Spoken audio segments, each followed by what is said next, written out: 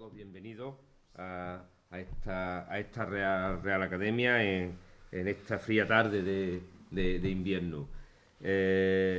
Hoy comienza hoy el principio de un proyecto que va a ser a largo plazo, como es la Edad del Ingenio. La Edad del Ingenio es una apuesta que desde la Academia hemos hecho para investigar y analizar lo que es uno de los periodos históricos, sin duda, más apasionantes y más interesantes de la historia antequerana, como es la edad moderna, el barroco y todo lo que ello implica.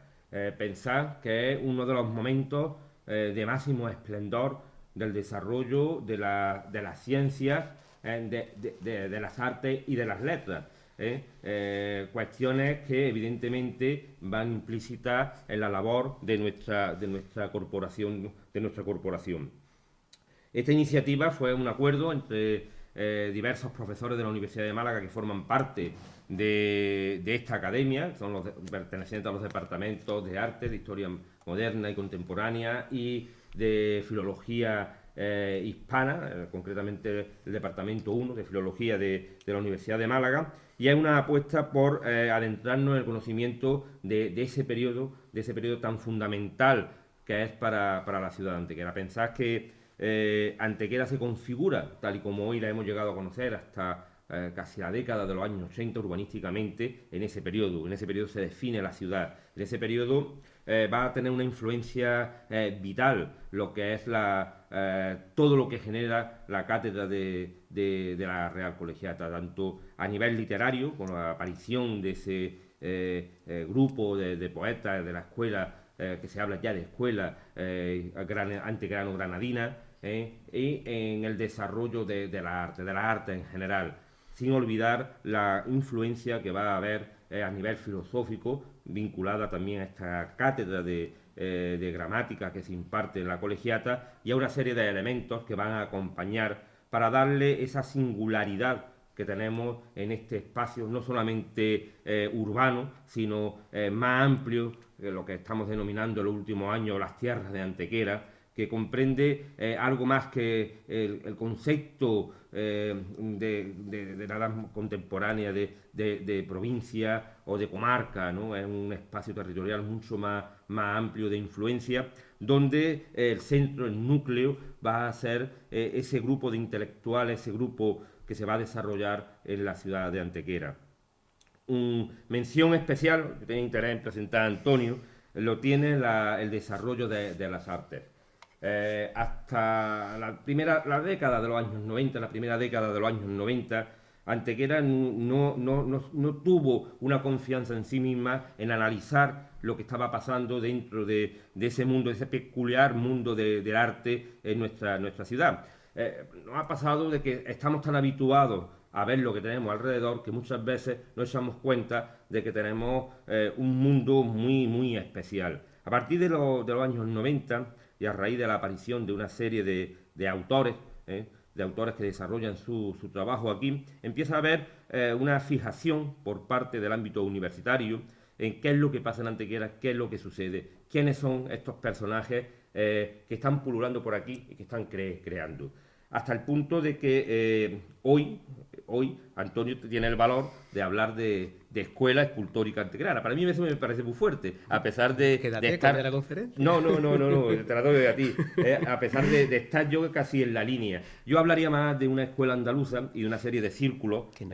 Yo reduciría círculo Sevilla, reduciría círculo Granada, reduciría círculo Málaga y elevaría a círculo el ámbito de Antequera. Estamos hablando de una escuela general con una serie de círculos de influencia, cada uno aportando una serie de cosas, pero ninguno desconectado entre sí y como se verá en otro momento, ya es un tema que cabe de discusión y cabe para plantear una mesa redonda donde poder debatir. No es el caso de hoy, y yo alabo además el valor de Antonio de hablar de esta escuela escultórica concreta.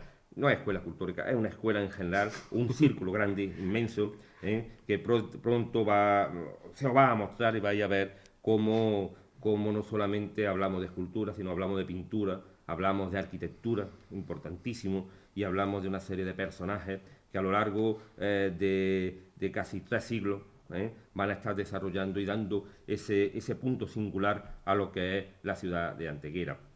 Yo me estoy comiendo el tiempo y posiblemente a lo mejor hasta le esté pisando más de una cosilla a No, no te Antonio preocupes. y no me parece correcto. Antonio Fernández Parada, los que estáis aquí lo conocéis perfectamente, es doctor en Historia del Arte, licenciado en Documentación, es colaborador habitual del Departamento de Historia del Arte, de esta academia y de muchos ámbitos.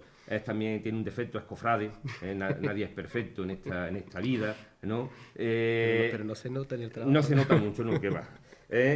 Lo tiene marcado.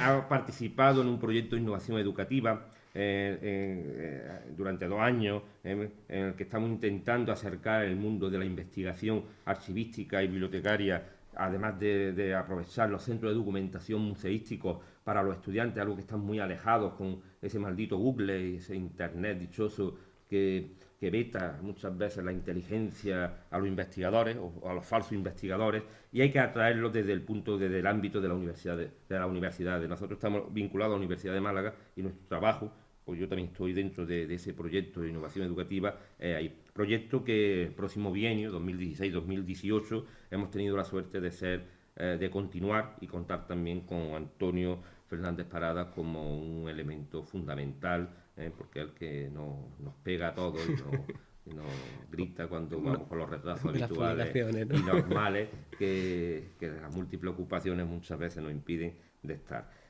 Aparte de todo eso, es un inquieto investigador, es un crítico de arte, además tasador de obras de arte, es un humanista moderno, que toca muchos palos, ha estado vinculado a la Casa Durán de subasta, ha estado trabajando también en Londres. A pesar de su juventud, tiene un extenso currículum que lo avala, y que nos da una visión muy distinta a lo mejor de la que habitualmente llegamos a tener de determinados elementos. Yo lo dejo, no quiero cansaros más, estoy hablando más de la cuenta, generalmente suelo ser muy parco en palabras y muy, Muchas gracias, Pepe. y muy cortito dando las presentaciones, pero le tengo un especial cariño y sé de su valía y la verdad, una cosa que no estoy de acuerdo con lo que diga y otra cosa que no le reconozca el justo mérito Espérate que hable, llegue a coño. tener. A ver si estamos de acuerdo o no cuando termine No de vamos a hablar. estar de acuerdo. Os dejo con Antonio, que seguro Muchas que es más gracias, interesante Pepe. que yo, Antonio. Bueno, muy buenas tardes a todos. Quiero agradecer primero a Pepe que la presentación, como no, parece que estamos en familia prácticamente, ¿no? Quiero agradecer a esta academia. Me siento en casa. Hace mucho tiempo que no venía a Antequera a contar algo en esta casa o en las otras casas con las que estoy vinculado, que al final somos todos cultura, el museo, el archivo, la agrupación de cofradías, ¿no? Pues me hace especial ilusión venir a esta casa, que es la casa de la cultura antequerana, en el sentido del término antiguo, ¿no? Y contar algo que me apetece mucho contar y que tiene también su trascendencia, porque ya me ha causado sus singulares problemas anteriormente, que los voy a contar antes de empezar, ¿no? Es un privilegio también inaugurar este curso, ¿no? O este ciclo de conferencias que se va a extender a lo largo del año en esta propia sede, ¿no? Con lo cual, mi agradecimiento a la Academia por permitirme estar aquí hoy, ¿no? El tema que les traigo probablemente no sea el más agradecido de contar, pero sí es necesario. Y sobre todo lo podemos contar con la perspectiva historiográfica que ha pasado desde los años 90 hasta la actualidad, porque tenemos datos. Tenemos datos, muchos, para avalar lo que yo les quiero contar. Les decía, y para que tomen conciencia, he pensado y repensado muchísimo el tema que les traigo aquí. Lo mismo que hay personas que saben, no he traído todavía el tema de los tronos antequeranos, que ya lo di en Málaga, no lo he traído todavía en Antequera por los problemas, porque no quiero que me apaleen, no lo he traído todavía a Antequera, pero este tema lo he tenido mucho tiempo en la incubadora, lo he sacado en otro sitio y ya me ha producido problemas varios. Voy a explicar por qué, porque la misma idea que tiene Pepe, esa idea manifestada a lo grande, pues ya me la he tenido que comer con patatas, ¿no? Y voy a explicar lo que me pasó. La presentación que les traigo hoy es una versión ampliada de una presentación que yo hice hace unos meses, yo creo que no llegó un año, en la Universidad de Málaga, en unas jornadas de jóvenes investigadores. Y yo traía precisamente este tema, es decir, la reivindicación de por qué Antequera es una escuela escultórica. Lo menos fuerte que me pasó en esa conferencia fue que se rieron de mí en mi cara directamente mientras que yo estaba dando la conferencia. Y se rieron dos personas que eran de Granada. Su argumento era, además, con la poca vergüenza de reírse en una conferencia mientras que el conferenciante está hablando, ¿no? Que Antequera dependía de la Escuela Escultórica de Granada. Esa conferencia duraba como 20 minutos, imaginaros que no podía poner yo de manifiesto lo que yo quiero contarles hoy, ¿no? Yo estoy totalmente en contra de esas afirmaciones y de hecho si alguien se dedica a investigar qué es una escuela escultórica, verá que los términos son bastante más vagos de los que ellos dicen. Aquellas circunstancias, esa humillación pública en la que se rieron de mí en una conferencia, me llevó a que tenía el tema bastante tiempo aparcado. Y hasta que ahora felizmente lo he traído aquí y os contaré que va a salir en un sitio dentro de unos días una publicación, ¿no? Contextualmente, este es nuestro objetivo, es decir, hablar de la escuela escultórica antequerana, reflexionar por qué es una escuela escultórica antequerana y por qué debemos superar el concepto de círculo de escultores antequeranos. Bueno, ya sabéis las presentaciones, hay mucho tipo de imágenes y demás, ¿no? Decía, ¿cómo lo vamos a hacer? Vamos a acudir a la teoría, a la historiografía, es decir, los autores que han reflexionado sobre qué es una escuela escultórica, que curiosamente no son tantos. Y curiosamente en Sevilla no se reflexiona de qué es una escuela escultórica, ni en Granada tampoco, lo dan por sentado. Es decir, pero cuando acudimos a los pocos autores que han tratado el tema de qué es una escuela escultórica, se da la circunstancia que es que Antequera cumple todos y cada uno de los requisitos, ¿vale? Vamos a tratar varios autores y nosotros nuestro hilo argumental va a ser seguir esos autores y justificar lo que aquí tenemos en Antequera, como evidentemente nosotros somos una escuela escultórica. Al final de la conferencia, pues yo les animo a escuchar el intercambio de opiniones, ¿no? Decía ya primero este autor, ¿no? Bernales Ballesteros, que esto es un clásico, una fecha tan temprana. Fijaros, el año 1986 es el momento, en los años 80, finales de los 80, principios de los 90, cuando empieza a surgir la historiografía antequerana. Es decir, empieza a escribirse cosas, a contarse cosas de lo que está pasando aquí, ¿no? Y ya él decía que toda creación artística responde a necesidades íntimas de expresión y en cada una de las épocas se acomoda a las ideas que tienen los hombres del Dios, del cosmos y de la naturaleza, ¿no? Esta idea inicial la añadiremos a otra que veremos a continuación de particularidades que se empiezan a dar en este territorio. Y habrá autores, él y otros, que en esta fecha, en el año 86, empiezan a tomar conciencia de que aquí está pasando algo diferente a lo que está pasando habitualmente en Sevilla y de lo que está pasando en Granada, ¿no? ¿Qué ha pasado hasta el momento? ¿Qué le pasa a Pepe? Es decir, y vamos a empezar ya aquí a hablar las cosas serias, ¿no? Hasta la actualidad, los antequeranos nos vendemos mal. Y nos seguimos vendiendo mal, porque además, como aquí está todo por hacer, pues pensamos que no existe nada, cuando realmente está todo en Antequera conservado, ¿no? Hasta la actualidad, o hasta el momento, hasta hoy, vamos a hablar en presente, ¿no? Hay una supremacía total de los estudios de Sevilla y de Granada, particularmente los sevillanos que se venden muy bien en lo que nos cuentan y hacen muy buenos estudios de su trabajo, pero para ellos, es decir, para Sevilla, para poner de manifiesto lo que se está haciendo en Sevilla, no para poner de manifiesto lo que se está haciendo, las interrelaciones en el resto de las escuelas.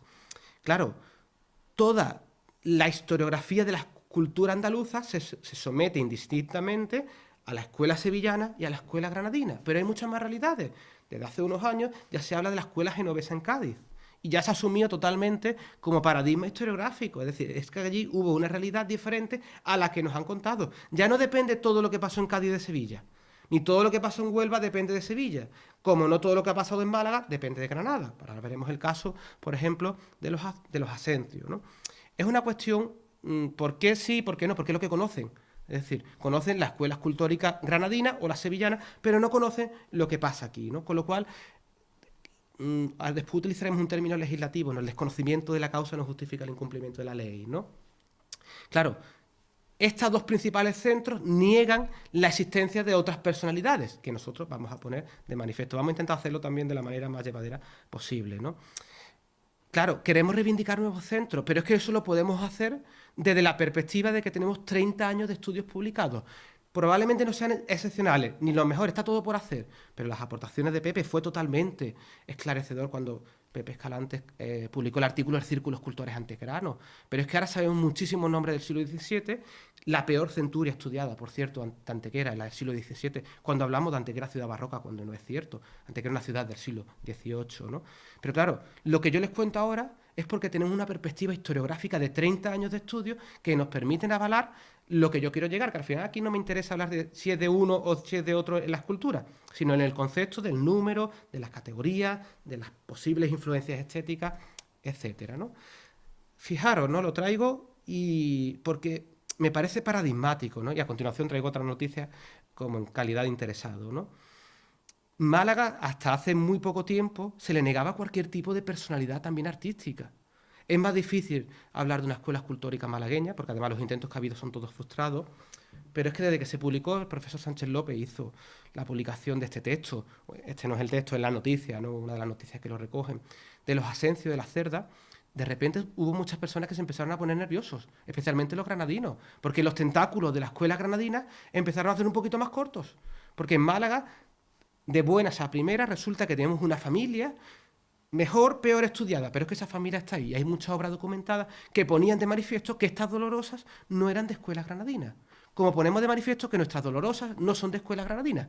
Prácticamente ninguna de las actuales dolorosas profesionales en Antequera podrían vincularse con la escuela granadina. Y esto es bastante importante porque hasta hace muy poco esa historia es la que se nos venía contando. Pero fijaros qué curioso este dato que yo os traigo del mismo profesor, para más de un poco de apología. Sabéis que en un libro se publicó recientemente que esta obra era de Antonio del Castillo y somos muchos que le vemos ciertas dudas. ¿Por qué? Porque no coincide estilísticamente con la obra de Antonio del Castillo. Y el profesor Sánchez López también en una noticia hizo hincapié en esta cuestión, ¿no? Que esa posible documentación que había, algo fallaba con respecto a ella, ¿no? Pero a mí, que me gusta un poco la controversia, pues siempre me pareció interesante esta comparación, ¿no? A la hora de reflexionar, no vamos a hacer ningún comentario porque no es el objetivo de la conferencia, pero sí poner de manifiesto que hay que cuestionarse algunas cosas. Es decir, y la cuestión que esta está documentada del año 1757, la fecha la iré diciendo de memoria, con lo cual es posible que alguna la baile, ¿no? Bueno, simplemente pues apuntar que hay muchas cosas que contar ahí, más allá de las que nos puedan contar en según qué sitios, ¿no?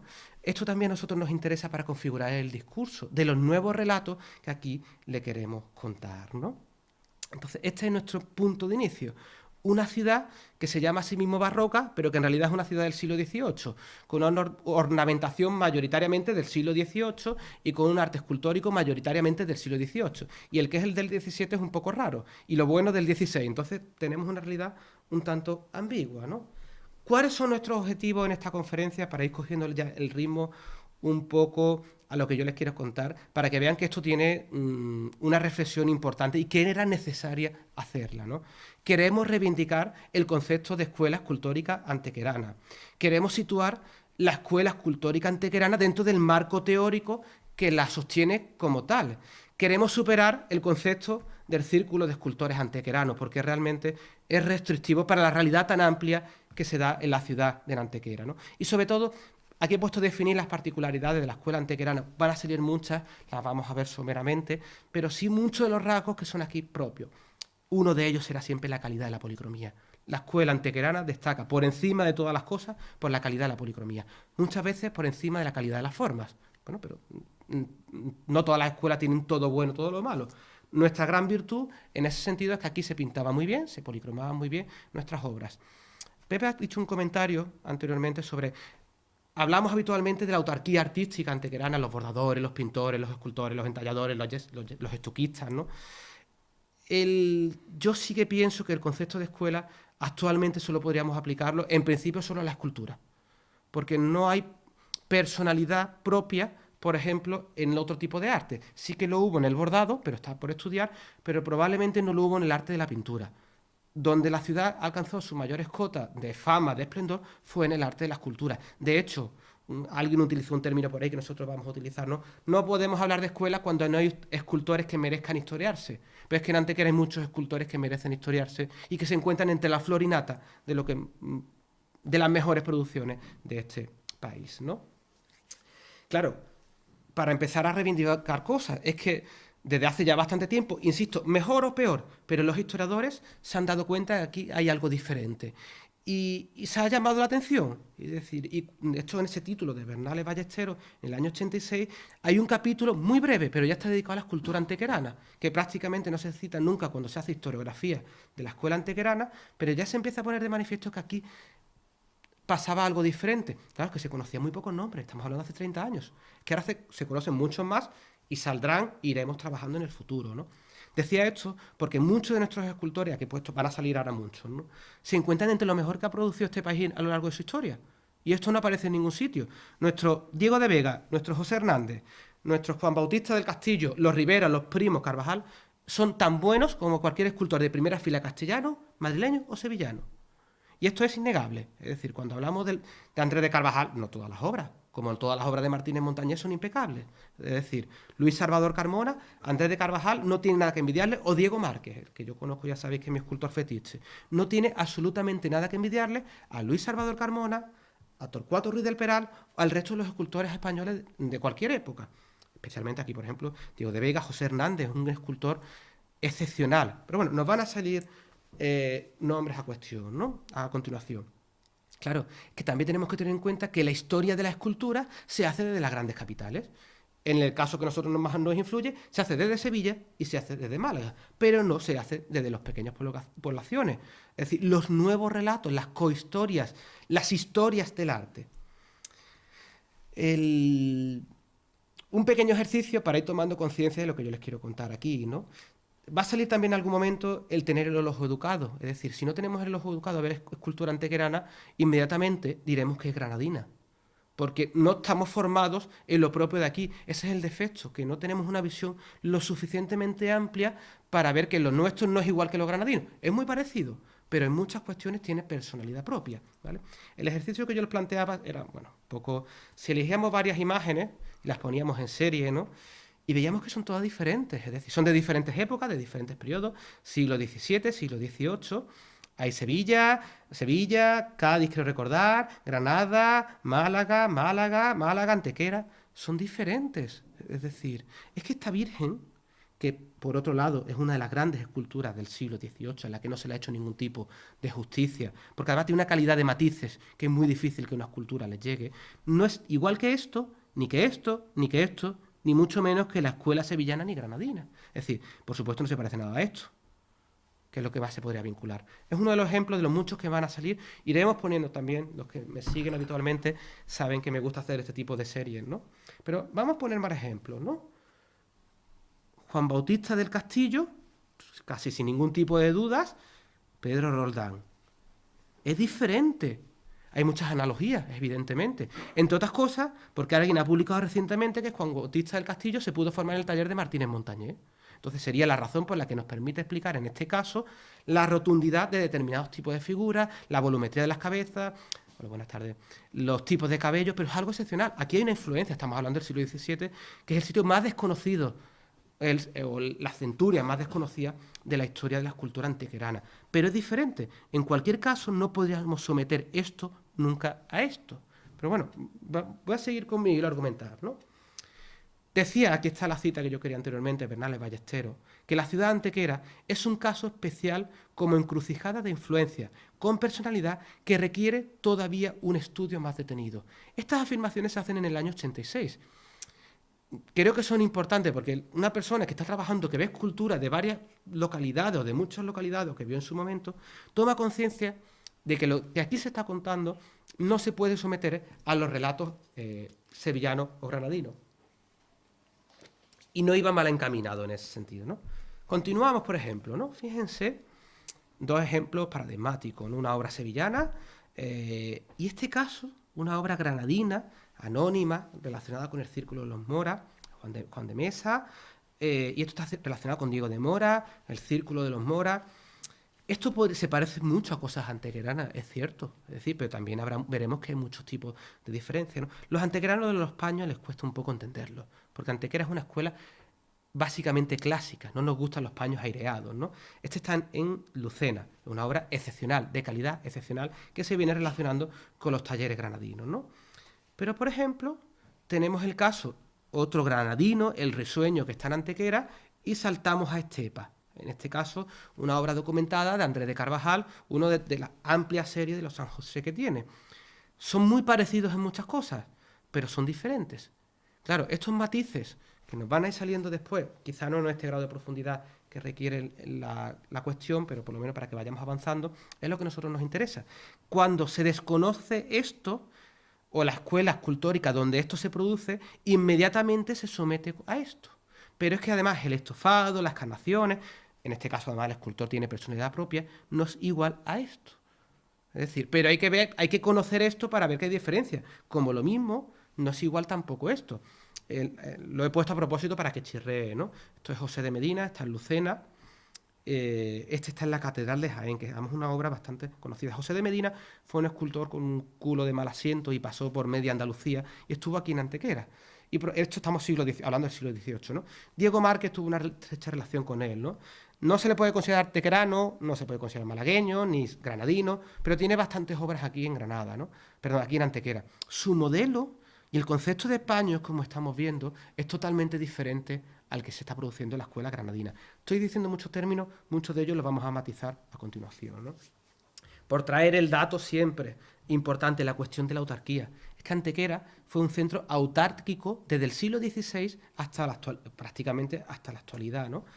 Siempre esta cita me encanta repetirla porque es muy representativa, ¿no? Decía el profesor Sánchez López: sin dejar de mostrarse receptiva a las aportaciones foráneas, Antequera mostraría, y desde el 500, una inequívoca tendencia a satisfacer y cubrir la ingente demanda de las órdenes religiosas, hermandades, clero secular, instituciones civiles y particulares, por la vía de la autarquía y la producción autóctona, lo cual explica el temprano de los desarrollos de los talleres locales. Esta idea es muy importante, porque historiográficamente la escuela escultórica antequerana se somete a los talleres granadinos, cuando aquí tenemos desde el siglo XVI talleres propios para que nuestros escultores se formasen aquí.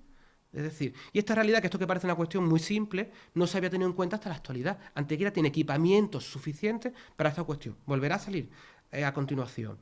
Esta cuestión de la autarquía es importante, porque Antequera se autoabastece prácticamente de todo. Los escultores que estamos hablando, pero es que nuestros retablos no son iguales a los sevillanos, a los cordobeses ni a los granadinos.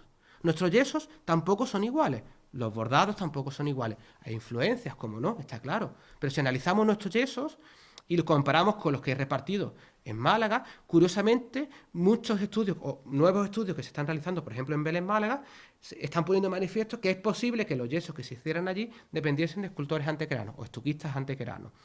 Este de la autarquía, claro, el desarrollo económico antequerano que tuvo la ciudad antequera repercutió directamente en las obras de arte, porque la fluidez de la caja, como a mí me gusta decirlo, el poderío económico, se gastó en escultores antequeranos o en artistas antequeranos en vez de traer obras de fuera. Son muy muy contados los casos en los que llegaron esculturas de fuera, prácticamente todas en el siglo XVII, segunda mitad, primeros años del XVIII. Algo nos saldrá sobre eso. Un ejemplo, en este caso, para que veamos la calidad del manto de la Virgen de la Paz, el azul, en este caso, ¿no? Ahora sí, la parte espesa de esta conferencia, ¿no? El marco teórico que a nosotros nos va a permitir sostener que Antequera es una escuela escultórica, como tal, utilizar el término propiamente, y que no es un círculo y que nuestra escuela es equiparable a la sevillana o a la granadina, ¿vale? Esto lo traemos a colación cuando se hacen este tipo de los sevillanos, ¿no? Que hablan continuamente de la gran escuela sevillana, ¿no? Es curioso que cuando se analiza la Macarena en relación a estas dos imágenes para buscar una atribución, no tenemos en cuenta que este rostro está desvirtuado con respecto al del siglo XIX. Es decir, y construimos historias que esto es igual a esto y que Perro Roldán, cuando esto está, el término sería un poco agitanado, ¿no? Disculparme el término, es decir, ella no era así a finales del siglo XIX, ella es así a lo largo del siglo XX. Utilizamos para esto, para justificar esto, cuando no tiene nada que ver realmente, ¿no? Más cosas, ¿no? Lo primero que tenemos que decir que es que el término escuela, que parece ser un término que todo el mundo tiene tan sumamente claro, especialmente los sevillanos y los granadinos, es un término ambiguo. Y curiosamente casi nadie ha reflexionado sobre él. Prácticamente nadie. Como todo el mundo da por sentado que Sevilla es una escuela y que Granada es una escuela y que Murcia lo es y que Castilla lo es con Valladolid, pues no existe más. Es decir, cuando empezamos a buscar por qué es una escuela escultórica, vemos que estas reflexiones pues no se han tenido o no se han realizado con profundidad, ¿no? Sí que hemos tomado constancia que cuando hablamos de escuelas escultóricas, lo más importante de todo es aportar una larguísima lista de nombres, que yo también la he traído, para que no haya ningún tipo de duda, ¿no? Cuando vemos a alguien que habla de la escuela escultórica sevillana, te empieza a aportar nombres desde la segunda mitad del 16 hasta finales del 18, 19, que no tienen absolutamente nada que ver, porque no importa. Da igual que la gran escuela escultórica del barroco sevillano incluye todos los que terminan en el manierismo, el primer naturalismo, todos los naturalistas, el primer barroco, la continuación del barroco, el 18 y el 19. Todo eso es la gran escuela del barroco sevillana, cuando no tiene absolutamente nada que ver. Es decir, claro, yo por si acaso me he traído todos los nombres también. Es decir, por si lo que importaba era tener muchos nombres, yo los he traído, ¿no? esta cuestión es curiosa porque en el mercado del arte, los que nos dedicamos a él, sí que tenemos una concepción de lo que es una escuela bastante particular, ¿no?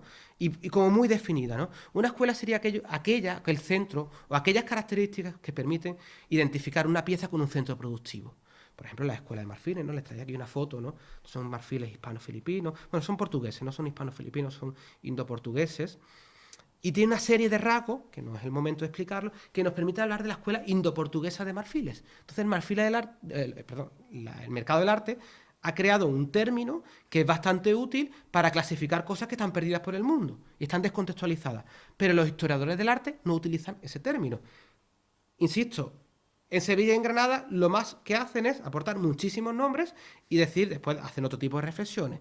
Pero la reflexión teórica del primer naturalismo sevillano no puede incluirse en la del final del siglo XVIII, siglo XIX, como las grandes escuelas escultóricas del barroco sevillano, ¿no? Ya les digo que yo le he dado muchas vueltas a esto de, como tuve este percance en Málaga, de que es una escuela y quería documentarlo muy bien, ¿no? Y lo primero que hice era a lo simple, a lo de Perogrullo, ¿no? Es decir, bueno, vamos a buscar en el diccionario de la Real Academia que es una escuela escultórica, ¿no? Y me quedé con las acepciones 6, 7 y 8, ¿no? Que nos interesan bastante porque ya empezamos a cumplir requisitos. Dice que es una doctrina y principios y sistemas de un autor. Esa idea es bastante importante, porque dice un autor cordobés que los escultores cordobeses no tenían personalidad propia, con lo cual no podía ejercerse el sistema de cabeceras, con lo cual una figura principal que desarrolla un conjunto de aprendices. Eso sí se produce en Antequera, ¿no? Conjunto de discípulos, seguidores o imitadores de una persona, una doctrina, arte, etcétera. Esto lo cumplimos también. Y yo, como me he traído la nómina de todos los escultores antequeranos de los que tenemos noticias, veremos que no se podemos hablar del conjunto de discípulos, seguidores, imitadores, sino que esto además se extiende, ¿no? Y también incluye el DRAE conjunto de caracteres comunes que en literatura y en arte distinguen de las demás las obras de una época, región, etc. Esto me interesa particularmente, porque si empezamos a tomar conciencia de que hay unos principios, un sistema y un autor, y que ese autor tiene unos discípulos o unos seguidores, y que eso se distribuye por una serie de cuestiones, veremos la realidad es que en el centro, entre Sevilla y Antequera, entre Sevilla y Granada, está la ciudad de Antequera con un marco de irradiación bastante amplio, ¿vale? Me encanta esta foto, además no puedo evitar ponerla siempre, ¿no? Un Cristo que tradicionalmente se ha considerado del siglo XVII, con un Cristo tradicionalmente, bueno, un Cristo documentado o cuasi documentado del siglo XVIII, ¿no? Esto se parece a esto. Nos guste o no nos guste. Y si veremos a continuación, esto se parece a toda la obra de Diego Márquez. Esto tiene personalidad diferente con respecto a esto. Hay conciencias comunes, evidentemente, hay muchas cosas cercanas, pero esto no se podría dar en Sevilla, ni esto tampoco, ni se podría dar en Granada, porque no es un Cristo granadino, y no es un Cristo del siglo XVII, ni mucho menos relacionado con la escuela, con el taller de Pedro de Mena, ¿no? Va a salir a continuación, porque además se presta a contar muchas cosas sobre él, ¿no? Bernales Ballesteros aparece varias veces, ¿no? Porque es uno de los pocos escultores que ha tratado este tema. Dice que la presencia de una escuela artística se reconoce cuando existe en una ciudad o comarca, en sentido amplio, una serie de caracteres específicos que se transmite de generación en generación. Ay, amigos, esto es algo básico para Antequera. Hay muchas cosas, muchas invariantes que se producen en el siglo XVI y se perviven hasta el siglo XXI, con un impasse en la primera mitad del siglo XX, ¿no? Claro, porque es que vemos que los talleres se van retroalimentando y hay talleres suficientes, ¿no? Incluso a través de los estilos y modas artísticas sucesivas. Además de tener duraciones apreciables como para advertir evoluciones, actitudes renovadoras, artistas creadores o líderes y producciones secundarias. Todas y cada una de estas cuestiones las tiene la ciudad antequera. Sí que es cierto que no están bien estudiadas. Es decir, cuando llegue una monografía fantástica de Juan Bautista del Castillo, como la que pueda tener Martínez Montañés, entonces la historiografía será diferente. O en el caso, por ejemplo, de Diego Márquez o Andrés de Carvajal, que tenga una monografía decente, ¿no? Más cosas, ¿no?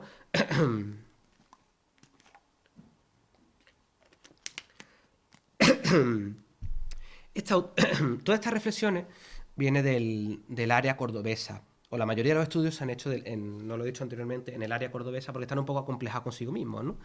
Y ellos se han dado cuenta que ellos no tienen personalidad propia. Entonces, pues hay varios autores que se han dedicado a escribir sobre esta cuestión, porque Córdoba no es una escuela escultórica. A nosotros nos viene muy bien para afirmar porque Antequera sí lo es, ¿no?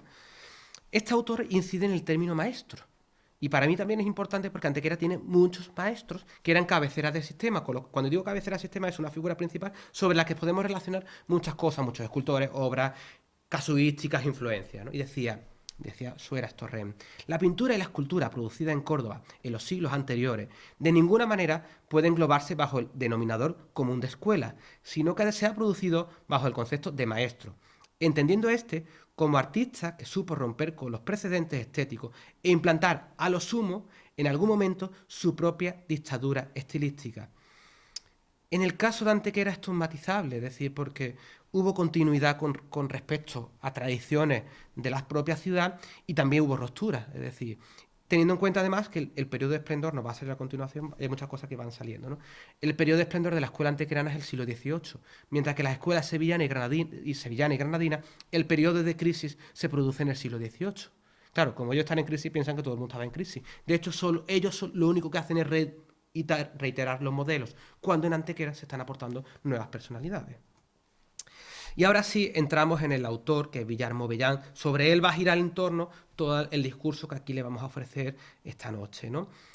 Villar Movellán es cordobés, hizo un estudio porque Córdoba era una escuela, ¿no? Y es lo único que es curioso, ¿no? En Sevilla nunca se ha teorizado sobre esta cuestión, ni en Granada tampoco. Es la única autoridad que ha reflexionado de qué es una escuela escultórica. Y en su caso llegaba a la conclusión de que por qué Córdoba no lo era, ¿no? Decía Villar Movellán que tiene que haber 3 criterios, 3 requisitos para que exista una escuela escultórica. Lo vamos a leer y nosotros los vamos a ir desarrollando conforme a las características antequeranas, ¿no? Decía que haya uno o varios maestros de primera fila. Eso lo cumplimos. Que estos impongan unos caracteres estilísticos admitidos como norma tácita por sus colegas, discípulos y clientela. Esto veremos que también lo cumplimos. Y tercero, finalmente, que la influencia de estos talleres irradie hacia las comarcas vecinas, de modo que se produzca la captación notoria de clientes y aprendices. Esto es muy, muy importante, porque nos va a salir después la cantidad de centros de los que dependen artísticamente de la ciudad antequera. Con lo cual, ya de primeras, estos 3 requisitos que yo les voy a contar ahora en profundidad, los cumplimos a la perfección. Es curioso, porque es que no hay más. Es decir, para hablar de escuelas escultóricas hay que acudir a esto. Y nosotros los cumplimos todos, pero nos interesa que los cumplamos porque perdería Granada parte de sus largos brazos. Entonces, a continuación, ¿qué vamos a hacer? Vamos a ir razonando, desglosando todos estos 3 conceptos para hablar de la escuela escultórica antequerana, ¿no? Decía, se me ha ido un nombre, Villar Movellán, perdón, que tenía que haber uno o varios maestros de primera fila, ¿no? Esto está en relación con lo que yo decía anteriormente, que tiene que haber muchos nombres, ¿no? Bueno, pues yo os he traído esa gran cantidad de nombres, ¿no? Esta nuestra influencia de los maestros, la importancia que tuvimos en su momento, y porque además nuestra escuela escultórica antequerana empezaría a gestarse en la segunda mitad del siglo XVI, ¿no? Que yo, el círculo de escultores antequeranos del siglo XVI, lo consideraría como las bases de la escuela antequerana. Esta imagen fue una de las que provocó la controversia y las risas y mi humillación pública en aquella conferencia, ¿no? Porque después, posteriormente, me venían a decir Antequera que es la nueva Florencia. Es que esto es la influencia del manierismo florentino en la ciudad antequera. Es decir, ¿no? Con lo cual esto nos está contando que aquí hay una internacionalidad de los motivos. Y hay muchas razones. No porque este sea un príncipe, o sea un Medici, esto sea un Cristo, sino porque aquí hay una mirada que no conecta con el espectador, que viene directamente de influencia manierista. Este brazo es un parapeto que establece una barrera distante con el espectador, por lo cual no es un Cristo barroco. Es decir, hay en este caso la angustia espacial, el recurso de no mirar. Es decir, los antequeranos, que eran intelectuales, estaban al día de lo que estaba pasando en el mundo. Porque además que es curioso, cuando vemos otros Cristos del siglo XVI, los Cristos antequeranos son de los más antiguos que he documentado. Para empezar, esto es bastante curioso con respecto a los nazarenos. Y la mayoría de los Cristos antequeranos están documentados anteriormente que los sevillanos, ¿vale? Este modelo se perpetúa. Con esto quiero poner de manifiesto que aquí estamos al día de muchas cosas que nos están llegando. Y en ese sentido, la cátedra de gramática que se crea, que me corrijan, en el año 1503, 1504, creo recordar, PDB, por ahí. Es decir, es una fecha muy temprana. Hay que dejarla madurar, ¿no? Pero vamos a ir contando más cosas, ¿no? Yo decía al principio, ¿no?, que el desconocimiento de la ley no exime de su cumplimiento. Y es que efectivamente, que en Sevilla y que en Granada no conozcan lo que está pasando en Granada no es causa para no justificar o para desprestigiar las producciones antequeranas. Es decir, Para eso estamos aquí, para defenderla y para poner en manifiesto que de este marco teórico, que es el que utiliza todo el mundo, nosotros los cumplimos, pero hay que conocerlo, evidentemente, y es difícil, porque la información que hay está muy dispersa, son publicaciones que no están que son de difícil acceso. Entonces, lo más fácil que decir que Andrés de Carvajal es granadino. Pues claro, si se parece, está claro que sí, pero hay otras cosas que no lo son, ¿no? Entonces, claro, en función a esto, nosotros tenemos maestros escultores desde el siglo XVI al siglo XXI. Si le queremos dar continuidad, ojo, lo del siglo XXI es muy conflictivo, porque desde el final del siglo XIX hasta que llega a Los Palmas hay un proceso, un impasse como de crisis, ¿no? También es verdad que está poco estudiado en ese sentido, ¿no? No han sido historiados. Es decir, la necesidad de, o como decíamos al principio, de que un buen escultor tiene que estar historiado. Es que los nuestros son buenos, pero es que no han estado historiados todavía, ¿no? Será importantísimo la cuestión de la policromía. Cuando yo explico esto, lo he explicado alguna vez en Sevilla, en otros sitios, ¿no? No dan crédito a la calidad suprema que tiene la policromía antequerana. Es de las mejores policromías que se han hecho en la historia de la escultura en España. Es decir, en Antequera se pintaba muy bien. Probablemente sea porque era un centro autárquico que estaba como un poco aislado del mundo y hacía lo que le daba la gana con una clientela que tenía que ser bastante conservadora, ¿no? Con lo cual, técnicamente son impecables. Veremos, nos saldrán los frescores del Cristo de la Misericordia desde cerca. Son impecables. Hay que buscar mucho para encontrar una policromía de tantísima calidad. En ese sentido, Granada se asemejará en los estofados, pero no en la cuestión de los frescores, por ejemplo. Os decía, como uno de los requisitos que tenemos, o que hacen los sevillanos y los granadinos, era aportar muchos nombres de escultores, yo los he traído para que no haya ningún tipo de duda, que si la cuestión es numérica, nosotros tenemos del 16 al 21 muchísimos, por mencionarlo. En el siglo XVI, nuestra historia comenzaría aproximadamente en 1410, cuando con la conquista de la ciudad teníamos la llegada de un gótico tardío. En la ciudad Antequera prácticamente no hay nada gótico, salvo la arquitectura del siglo XVI y algunas piezas de finales del XV. Sería la segunda mitad del siglo XVI, no sé, esto también es importante, Antequera no tiene prácticamente obras de la primera mitad del XVI, y no tenemos retablos, creo que ninguno, del siglo XVI conservado. ¿Vale? Estos escultores del siglo XVI, de la segunda mitad, yo los considero los precursores de la escuela antequerana, porque además muchos de los caracteres que nos van a definir en el siglo XVII y XVIII se configurarán aquí, y aquí tendrá mucho que decir Diego de Vega y José Hernández, y gran parte del ideario escultórico del siglo XVIII antequerano dependerá de lo que se cuenta aquí, con lo cual las relaciones estamos viendo que van por otros derroteros diferentes a los sevillanos o granadinos. Nuestros escultores presentan personalidad propia, diferenciadora con respecto a los sevillanos y los granadinos. Y lo que es más importante, una diferente conciencia artística que le hace investigar por la vía de la autarquía nuevas posibilidades histórico-artísticas, ¿no? Bueno, un claro ejemplo, quizás sin ser excepcional, Juan Vázquez de Vega, en este caso es el tabernáculo, o el ciborio, que es el término correcto. El tabernáculo baldaquino es un nombre incorrecto, es un ciborio, no es un baldaquino, de la iglesia de San Pedro, bueno, pues uno de los escultores que vamos a mencionar continuamente, ¿no? En la primera mitad del XVI, internalización de los modelos, como el que sería el Gran Gótico Internacional, las escuelas castellanas, pero claro, a partir de la segunda mitad del XVI empiezan a aparecer los escultores antequeranos, un círculo que se está estudiando, que faltan muchas cosas que contar, pero empiezan las principales figuras. Juan Vázquez de Vega, José Hernández, Diego de Vega. Para nosotros estos dos son capitales, porque además darán los dos modelos de crucificados, los dos únicos modelos de crucificados que se mantendrán en la ciudad de Antequera a lo largo de la historia. Habrá que añadir el tercero en el siglo XVII con el Cristo de las Penas. Estas cosas parecen de perogrullo, insisto, pero es que nadie se había dado cuenta nunca de ellas. Es decir, en este momento estos dos señores crean dos modelos de crucificados que son los únicos que se hacen en la ciudad de Antequera. Los únicos, es que no hay más, salvo el caso excepcional de el padre de Antonio del Castillo, Juan Bautista del Castillo, ¿vale? Perdonadme que veces, como no traigo papeles, extravío los datos, ¿no? Por esa posible formación sevillana, ¿no? Más escultores del siglo XVI, Andrés de Iriarte, y fijaros qué número tan amplio de escultores del siglo XVI, esto los ha documentado todos Pepe, de los que no se conocen obras documentadas, pero sí conservadas, pero sí documentadas.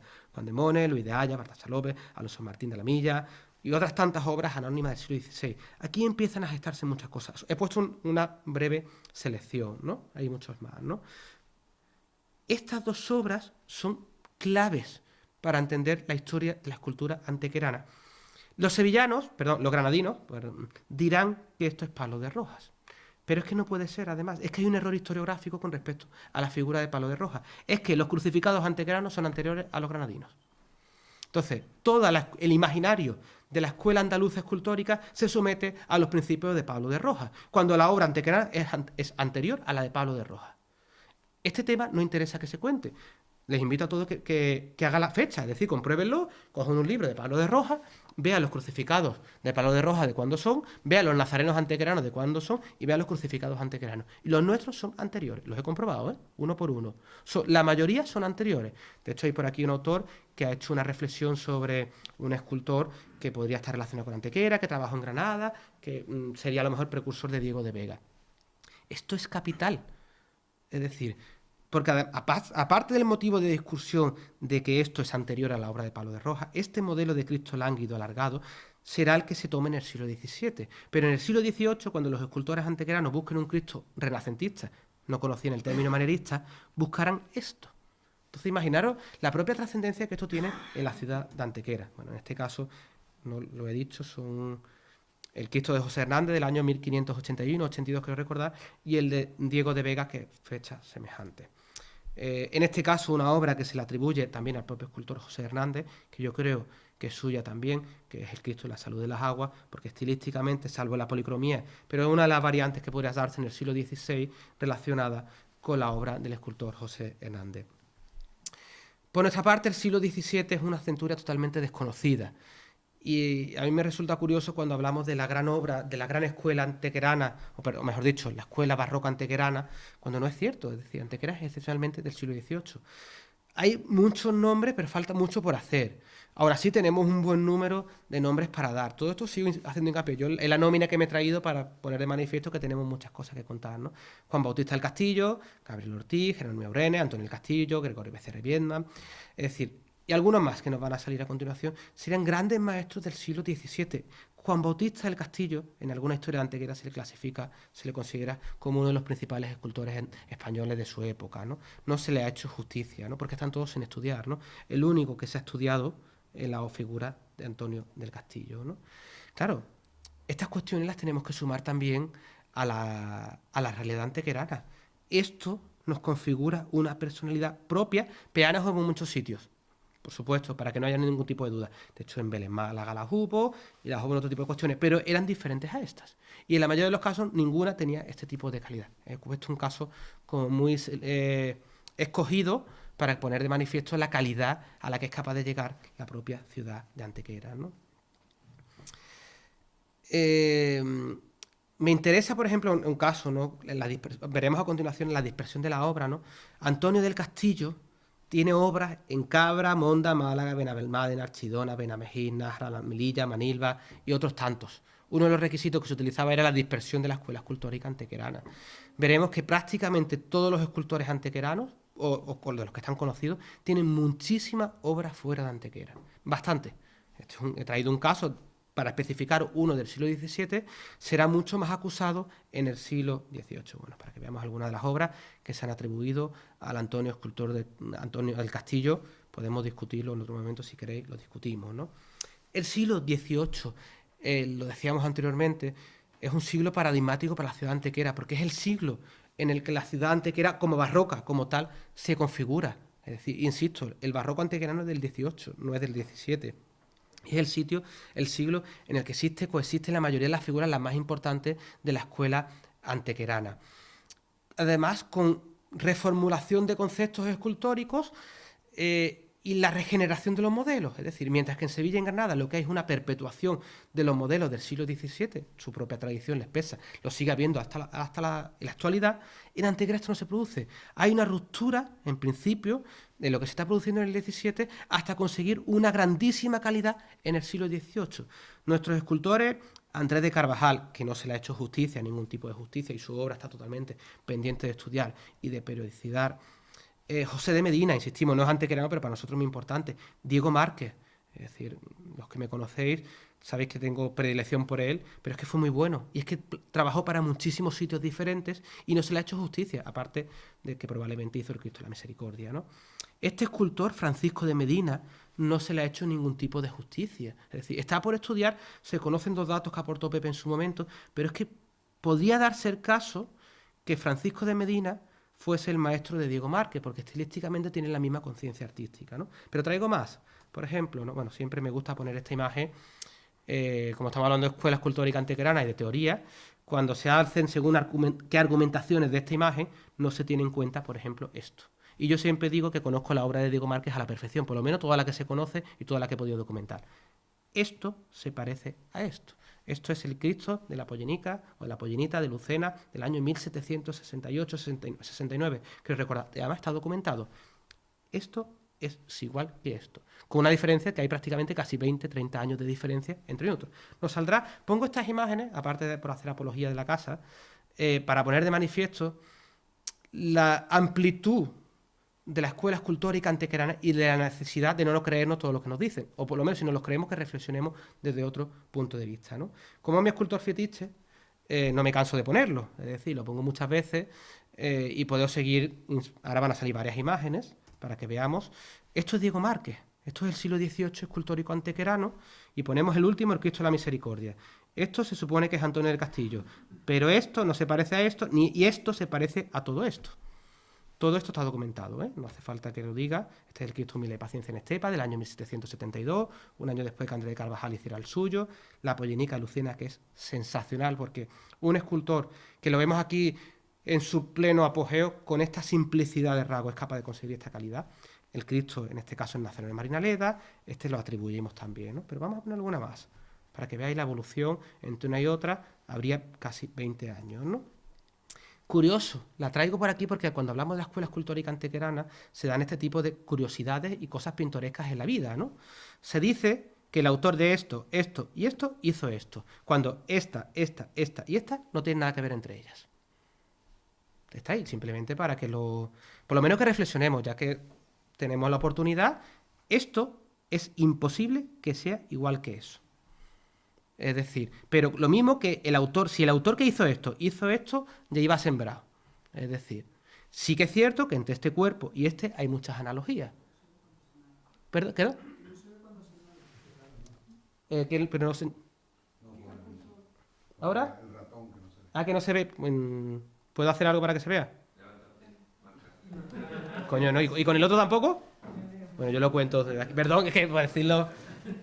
Lo que os decía simplemente, ahora no se ve, si no me siento ahora, esto no es igual que esto. Es que imposible, esta cabeza la pudo hacer el mismo autor que hizo eso. Como tampoco es muy difícil que el que hizo hiciera esto. Entonces ya está bien que afirmemos cosas categóricamente cuando esto no es igual que esto, cuando esto se supone que está documentado. Y que esto se supone que está documentado. Pero ojo, esta obra tiene intervenciones posteriores. Y nadie se ha cuestionado que si esta obra se le mantuvo la cabeza y se hizo un cuerpo posterior, a la manera del siglo XVIII. Porque sí que hay documentadas varias intervenciones. Todo esto lo pongo de manifiesto para poner que la escuela antequerana me tiene sus controversias, evidentemente. Pero que sí que me gustaría que reflexionáramos, por ejemplo, entre esto y eso. Porque se supone, se afirma categóricamente que lo ha hecho el mismo autor. La realidad pone de manifiesto que es bastante diferente. Vamos a seguir avanzando, bueno, para que veáis la secuencia completa, que esto se parece a eso, pero no se parece a eso, ¿no? No quiero desviarme, estamos con la escuela del siglo XVIII, con la nómina de escultores del siglo XVIII, que decíamos que eran muchos. Insisto, por ejemplo, la calidad, los frescores, la policromía, que presentan 4 obras documentadas, en este caso atribuidas, pero casi segura, al escultor Diego Márquez. Este color es el que presenta esto, el que presenta ese y el que presenta aquel. ¿Vale? Esto tampoco se había tenido en cuenta. Todo esto lo traigo a colación de la calidad de la policromía de la escuela antequerana, que nos va a salir a continuación, ¿no? En este caso, una obra del siglo XVIII, una obra antequerana que no se conoce. ¿Alguien sabría decirme dónde está esto? ¿Así de memoria? ¿Nadie? Está en un sitio muy céntrico, muy céntrico. Está Los Remedios. Es una obra que no se le ha hecho justicia porque probablemente está guarreada. El niño es tanto gracioso, no se le ha hecho justicia, pero yo ya creo que sé quién es el escultor, ¿vale? Uno que estuvo de paso por aquí, ¿no? Pero como la cuestión venía de aportar muchos nombres, ahora termino con la cuestión de los nombres y contaré otro tipo de cosas, ¿no? Como había que aportarlo, pues yo me sigo trayendo profesionales del arte de la escultura antequera. Miguel Asencio, Fray Juan Moreno, Fray Francisco Núñez, Pedro Delgado, Bernardo y Diego Asencio, Francisco Asencio, José Ignacio Ortega, José Atienza, Francisco Asencio Carrizo. Todos estos escultores están trabajando, artistas relacionados con el arte de la escultura, están trabajando en la ciudad antequera. por lo que podemos ver que el número es lo suficientemente amplio para decir que en este sentido también nos parecemos a Sevilla. Tengo más, no os preocupéis. Este es uno de los escultores que hemos mencionado, esto es el Púlpito de los Remedios, que está documentado porque además está firmado por debajo de la Iglesia de los Remedios. También tenemos retablos, entalladores, estuquistas y otros. Todos son diferentes, porque nuestros yesos, insisto, son diferentes a los sevillanos y a los granadinos, y nuestros retablos son diferentes. Los Rivera, Francisco de Guerrero, los Primos, Antonio de Palomo, su realidad histórico-artística es que es diferente a la sevillana. Entonces vamos viendo que las culturas diferentes, los yesos son diferentes, los retablos son diferentes. No puede someterse la escuela escultórica antequerana a los preceptos de Granada. Simplemente pasamos a unas imágenes, estos son los yesos de San Juan de Dios, como decimos los autores, van saliendo, son todos conocidos, ¿no? Claro, en función a ese primer principio del que estábamos hablando, también hay que poner de manifiesto, claro, uno de los requisitos es que la obra se perpetúe. Pues también se perpetúa, teniendo en cuenta siempre que Antequera, a nivel de población, es 10 veces más pequeñita que Sevilla. Entonces, claro, no, tenemos mucho menos, pero tenemos un amplio número de escultores. También tenemos escultores de segunda generación y de tercera, muy poco estudiados. Recientemente aparece una obra documentada, se ha documentado una obra de Miguel María Carvajal y se le han atribuido como 40 del tirón, sin ningún tipo de fundamento. Lo que a nosotros nos interesa es que segunda generación de escultores, que son los hijos de Andrés de Carvajal y los hijos de Diego Márquez. Y la tercera generación, los nietos de Joaquín María Engulo y José María de Carvajal. Esto los dio a conocer Pepe en su momento. No se han trabajado, están por estudiar. Uno, de hecho, Joaquín María, abandonó el cargo de escultor. Miguel María últimamente está de moda, pero en lo que se cuenta nada porque no hay nada documentado. Pero están ahí, es decir, que no sepamos de ellos no quiere decir que no existan. Vamos a avanzar un poquito. Esta obra, que tradicionalmente se ha publicado hasta la sociedad, que era Andrés de Carvajal, que constituye una trilogía, que no es cierto porque no existe, y demás, se ha documentado un capuchino ha documentado que esto es obra de Miguel María de Carvajal, ¿no? Del hijo, ¿no?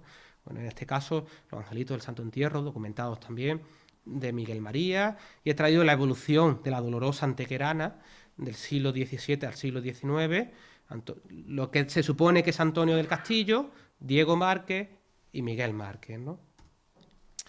Todas estas cuestiones continúan. El siglo XIX sería un siglo también que está por estudiar, ¿vale? No sabemos si se perpetuaron los modelos o no, suponemos que sí, pero fue un siglo en el que se restauraron muchas cosas y está poco documentado, ¿no? En el siglo XX se mantienen cuestiones, los Palmas empiezan a trabajar, llega la llegada de Emilio del Moral y la configuración, la creación del estereotipo de la pepona antequerana, que no es cierto, José Romero Benítez y actualmente, por ejemplo, con Antonio García Herrero, que vienen reiterando los modelos. La cuestión de Emilio del Moral es bastante interesante, porque a él se le debe o se le culpa la idea que tenemos de las vírgenes antequeranas como peponas. Es decir, esas vírgenes recordetas se le deben a él, que bajo su concepto lo que hizo fue reenyesarlas y gracias a Dios no las lijó y no las pintó, ¿no? ¿Alguien sabrá decirme que no haya estado en un curso mío qué es esto?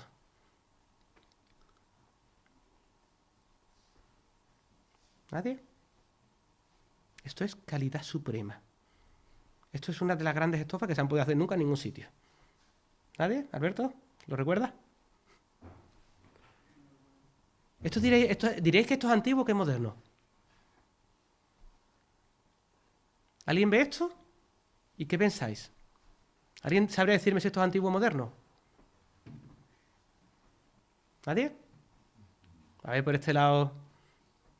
Yo a simple vista lo veo y te digo que por lo que brilla, te digo que es nuevo. ¿Por ahí al fondo? ¿Alberto? Esto es Pepe Romero. Es decir, la tradición de la policromía antequerana perpetuada en el siglo XX es un escultor que no se le ha hecho justicia en Antequera y que es capaz de hacer estas estofas. Sí, quiero recordar que es el San Juan o el de Jaén, que es que tiene tres. Tiene uno en Mallorca, otro en Jaén y otro en otro sitio. Hace este tipo de cosas. Es decir, por esto destaca la escuela antequerana, por la calidad de sus estofados. Esto no lo hace nadie a día. Hoy en día nadie es capaz de hacer este tipo de cuestiones, ¿no? Bueno, la perpetuación de los modelos antequeranos hasta el siglo XX, pasamos un poquito más rápido, ¿no? Segundo requisito que nos contaban, y lo vamos a empezar a ver rapidito también, ¿no? Que estos impongan unos caracteres estilísticos admitidos como norma tácita por sus colegas, discípulos y clientela. Claro, ya lo he dicho anteriormente, la persona no docta hará que todo lo que estamos contando, dependa de Granada o de Sevilla. La persona docta, con el ojo educado, verá que aquí se están contando cosas particulares. Para entender esto, tendríamos que hablar de factores generales y factores específicos. Nos vamos a pasar más rápido por los generales porque son cuestiones que repercuten directamente en la propia historia de las culturas antequeranas. ¿Cuáles son todos estos factores? Que ya han ido saliendo muchos de ellos, ¿no? Serían todos estos. La supervivencia del patrimonio, la existencia del propio archivo histórico municipal, el estilo antequerano, el clima espiritual propicio, la periodización, que ahora es verdad que no tenéis rato, ahora la comentaremos. La imitación y las copias es un tema bastante interesante, la autarquía, escultores foráneos, ¿no? Muy rápidamente, porque estas son cuestiones que nos permiten situar contextualmente la escuela escultórica antequerana. Además, siempre las cuento porque nos valen para varias cosas, ¿no? Pero esto nos da pie para entender que aquí hay una realidad diferente histórico-artística, ¿no? Esta foto no es de aquí, esto no es Antequera, ¿vale? En Antequera, tanto en el 31 como el 36, se produce una supervivencia total del patrimonio, con lo cual tenemos una conciencia bastante amplia de lo que aquí se ha producido, a diferencia de lo que se produjo en Málaga. Que conservemos el archivo histórico municipal nos permite, llegar al caso, poder documentar todas estas cuestiones de las que estamos realizando afirmaciones, ¿no? Esto es, lo he traído, esa conferencia que no me atrevo a dar en Antequera porque no quiero que me apaleen, y que la ha dado en otro sitio, que a todo el mundo le ha gustado, pero aquí como nos cuesta entender según qué cosas, y cuando abrimos, lo mismo que defendemos el concepto de escuela escultórica antequerana, hay otros que el estilo antequerano es un término mucho más ambiguo, especialmente el de los tronos antequeranos, ¿no? Porque además es una construcción historiográfica que se había hecho más la reflexión anteriormente. Aún así, está ahí, configuran una personalidad, por lo menos, a tener en cuenta, ¿no? Cuestiones relacionadas con el estilo antequerano, ¿no? Me interesa, bueno, lo traigo para que veamos, porque es diferente a la cuestión de las culturas, pero he traído, por ejemplo, lo que fue la propuesta de periodización para los tronos antequeranos, que hasta el momento no se había hecho. Metíamos en el cajón de que todos los tronos antequeranos eran de palio, eran del 19 y demás, cuando realmente hay una periodización que no se había estudiado, ¿no? En una primera etapa, entre los siglos XVII y XVIII, se configura el modelo de anda con una peana con un palio anclado, ¿no? Empieza a desarrollarse el mensaje apocalíptico, que no lo vamos a desarrollar en este momento. Los tronos antequeranos se caracterizan por un mensaje apocalíptico, un desarrollo en vertical, ¿no? Una segunda etapa, que sería de final del siglo XVIII y siglo XIX, se configura lo que llamamos trono antequerano de palio, ¿no? Y la configuración del mensaje apocalíptico total, es decir, los tronos antequeranos son una apología del triunfo de la Inmaculada Concepción, ¿no? Desarrollo en vertical y andas cortas, ¿no? Y esta parte es bastante importante. Todo esto lo cuento porque es paralelo al desarrollo escultórico, ¿vale? Para que nos ubiquemos. La tercera etapa, desde finales del siglo XIX hasta los años 40-50, es la etapa de las grandes mentiras. Porque cuando todos los tronos antequeranos que se han hecho en el siglo XX, en la segunda mitad del siglo XX, se les llama antequeranos cuando realmente están basados en tronos ampliados en los años 50. El de la Virgen del Socorro está ampliado, el de la Virgen de la Paz tiene 3 ampliaciones sucesivas, con lo cual cuando se hace el trono de la Virgen de la Piedad y los sucesivos, se supone que son antequeranos, pero no lo son. Son pseudo antequeranos porque están inspirados en las ampliaciones de los anteriores, ¿vale? Entendéis que esto es conflictivo, por eso no lo cuento aquí, ¿eh? Pero como viene a cuento de las culturas, por eso lo estoy contando, ¿no? Y una cuarta etapa, que sería hace 1950, 2014, 2015, que será una etapa de crisis total en la que no nos enteramos lo que no es un trono a día de hoy en la ciudad de Antequera, ¿no? Esto nosotros también lo traemos a colación porque es bastante importante relacionado con el arte y las culturas. Este tipo de cuestiones nos configura personalidad propia, más allá de que existan peanas en muchos sitios diferentes. El clima espiritual será básico para entender que en la ciudad antequera se desarrolló un arte bastante particular, ¿no? Es importante, ya lo hemos dicho anteriormente, ¿no?, la cuestión de la periodización de la escuela escultórica antequerana en relación a las que existen en Sevilla y en Granada, ¿no? Decía Bernales Ballesteros, lo volvemos a recuperar, ambas escuelas, la sevillana y la granadina, empezaron a gestarse en los años del Renacimiento, pero solo se definen en lo del manierismo y luego se desarrollan con distintas evoluciones y crecimientos durante el siglo XVII, para diluirse ambas en la centura dieciochesca. En Antequera pasan cosas parecidas, pero pasan cosas contrarias. ¿Veis cómo la gran escuela sevillana es meter muchas cosas de mucha naturaleza diferente? Es decir, por eso yo he traído todos los nombres, ¿no? Las particularidades de Antequera es que nuestro primer periodo de esplendor coincide con lo que pasa en Sevilla, con lo que pasa en Granada. Empiezan a definirse en los rasgos del arte local. Tenemos un gran número de escultores con trascendencia histórica, pero a diferencia de lo que pasa en Sevilla y en Granada, en el siglo XVII la escuela escultórica antequerana se empieza a diluir. Es el siglo en el que llegan mayor número de obras foráneas.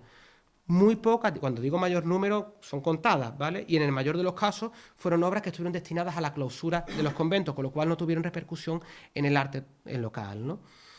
En cambio, mientras que en el siglo XVIII se produce un estancamiento en Sevilla y en Granada, es el periodo de esplendor de los talleres antequeranos, que además eran más baratos que los malagueños, y esto está documentado también, ¿no?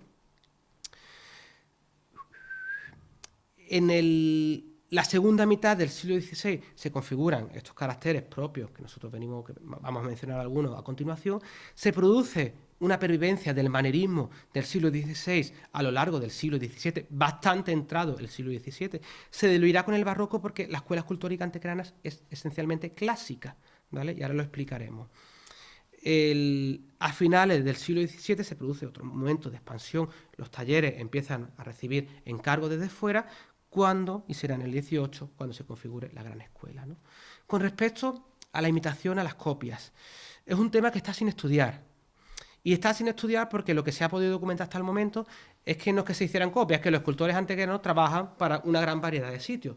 Con lo cual el tema de las copias sí que es cierto que es un poquito más complicado, pero es que se hacen aquí. Entonces quizás el tema más paradigmático sea el de Andrés de Carvajal, ¿vale? Que tenemos bastantes obras que se asemejan con su estilo, y he traído el más paradigmático, todos los Cristos que se hacen a raíz de que en el año 1771 se hace el Cristo del Mayor Dolor. Se desarrollan por medio, esto es otro tema que ya hemos contado en varias ocasiones, por medio de la estampa se difunden los modelos y, por ejemplo, en diversas poblaciones se hacen Cristos e imágenes y semejanzas del Cristo del Mayor Dolor de Antequera. Son posteriores todos, ¿vale? En este caso el de Rute, en este caso por aquí, bueno, hay varios, tenemos varios sitios. He traído este también, este es de Lucena, creo recordar. Muchos de ellos están documentados y son todos a imagen y semejanza, con lo cual es un caso, es verdad, que es muy escogido, pero sí que permite estudiar la perpetuación de los modelos de Cristo antequerano. En este caso, uno que está en Sevilla, pero es que esto es igual, parte de nuestros modelos. Hay una propuesta de clasificación también, que no es el momento, sobre los Cristos recogiendo las vestiduras después de la flagelación, ¿no? Por hacer algún apunte, la cuestión de los autores foráneos son muy pocos, los que hay son muy buenos, en proporción al número de obras son muy poquitos, ¿no? ¿Por qué? Porque Antequera invirtió el dinero en autores propios. Esto es una característica que no se ha estudiado, lo poquito que llegó fue muy bueno y, como decía anteriormente, quedó recluido prácticamente a las clausuras, ¿no? En este caso el Salcillo de las Descalzas, o una obra sensacional de la historia de la escultura española que no se le ha hecho justicia, que no aparece en Granada y que no aparece cuando se habla en Granada de José de Mora. Este Cristo no aparece, pues no lo conoce. No aparece el excepcional Cristo caído que tenemos aquí, que además es el único de los pocos Cristos caídos que hay documentado de José de Mora, ¿vale? Claro, hemos visto todas estas cuestiones generales, que un poco así introductorias, algunas básicas, ¿no? Algunas características, algunas constantes o caracteres específicos para ir terminando ya y no alargarnos mucho más, ¿no? Obras introductorias. Evidentemente, esto se podrá relacionar con obras granadinas, está claro. Lo que pasa es que tenemos que buscar las diferencias. El perito tasador de obras de arte debe llegar a la conclusión que esto no es granadino, que es antequerano. Para eso hay que tener un tipo de formación específica, ¿no? Algunas cuestiones que vamos a ver a continuación, ¿no? Veremos caracteres estilísticos, las cuestiones temáticas, retratos, culturas funerarias, etcétera, iconografía, la cuestión de la volumetría, el clasicismo y el movimiento es importante, la maniera del siglo XVI, el proceso de retroalimentación, la cuestión de la policromía, y bueno, volverá a salir simplemente en la pantalla los retablos y de los yesos, ¿no? Fijaros, calidad suprema. Tal es el caso que esta policromía, Antequera es uno de los pocos centros que hay en España que tienen un estudio sobre la policromía antequerana. Por algo será. Es decir, de hecho, los estudios que hay en Sevilla o en Granada sobre la policromía no están hechos desde el punto de vista histórico-artístico. Y aquí está hecho por una persona de Bellas Artes que la estudia desde el punto de vista técnico. Es decir, pues insisto, es de los pocos sitios de España que Antequera, un libro que no se conoce en Antequera y que no ha circulado en Antequera, porque es una tesis doctoral que además está libre de disposición en Internet, que estudia la policromía, categoriza la policromía antequerana del siglo XVI al siglo XIX.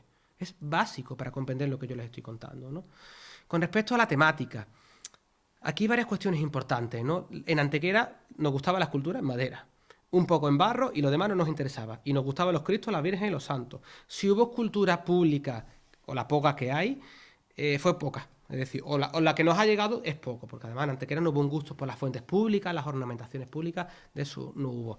Ausencia total de retratos, ausencia total de esculturas fúnebres y ausencia casi total de otros materiales, salvo algo de piedra, muy, muy poquito, preferentemente la madera y algo de barro, o mucho, si lo entendemos como los camarines, ¿no? Las iconografías, en principio, todas mal estudiadas también. En este sentido, remito al texto del profesor Sánchez López para el libro que hizo el año pasado, para el libro de Semana Santa, que hizo una revisión de las iconografías, pero prácticamente se conservan o se cultivan todos los ciclos de la Pasión. Teniendo en cuenta que en Antequera hubo grupos de misterio en el siglo XVII y en el siglo XVIII que están documentados, pero que no se han conservado, nos daría una visión también diferente de la escuela escultórica antequerana. Una imagen, de las pocas del siglo XVII de escuela antequerana que están circulando por el mundo. Es verdad que no irradiase, sino que se la llevaron. Es el Cristo de Menaceli de Málaga, o de Antequera, que está en Málaga, parroquia de Santiago, actualmente en el Santo Cristo de la Salud, que era titular de la Cofradía de la Humildad de Antequera. Además, un eceomo, no es un Cristo, no es un cautivo, sino que era un eceomo. Este modelo de rostro, que no es excepcional, aunque muy devoto y muy pío, es propio de las escuelas antequeranas del siglo XVII. Hay cosas en Archidona que se parecen a esto. Pero insisto, estas son cosas que no se han estudiado todavía, ¿vale? Serían las pocas obras que podemos hablar de la escuela escultórica antequerana del siglo XVII. Esta obra no la conoce ni Rita, ¿vale? Alberto la conocerá a lo mejor porque la ha puesto alguna vez, no sé si Miguel. ¿Los demás conocían alguna de esta obra? Ni Rita. Es decir, una obra capital, importantísima, que está en el Valle de Aldalají. Es un Cristo cautivo que apareció lapidado en una pared, que los rasgos estilísticos son los de los Juan Bautista del Castillo, con lo cual, total, sin estar documentado, pero es la cabeza rotunda, el tipo de rasgos es igual que el Cristo de las Penas y el Cristo de humildad y paciencia de la Iglesia del Carmen. Actualmente hay un inútil, con perdón, que ha cogido, ha decidido lijarlo y le ha pintado con titaluz por encima y le ha puesto como naranja butano en la cara, ¿vale? Un señor que se llama Restaurador en Málaga. Ha perdido la policromía original que tenía, ¿no? Paso cosas rápidas. Málaga, Antequera y Antequera. Evolución del arte escultórico antequerano en 4 diapositivas, en este caso malagueño. Fernando Ortiz, José de Medina, Andrés de Carvajal y Diego Márquez. Es decir, me encantan hacer este tipo de comparaciones, ¿no? No quiero, por si alguien lo dice, es que no ha hecho un análisis de cada una de las obras, no pretendo, quiero que nos vayan sonando cosas, ¿no? Nos van a salir varias estas cuestiones. Bueno, en este caso aparece la Virgen de la Paz en relación al arte de los asencios de las cerdas. Evolución de las dolorosas antequeranas en relación a las malagueñas. Esto y esto no tiene nada que ver con esto. Esta es una virgen conflictiva.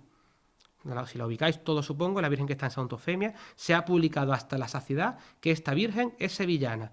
Cuando yo le pregunto a los investigadores sevillanos si esta virgen es sevillana, ellos dicen que no.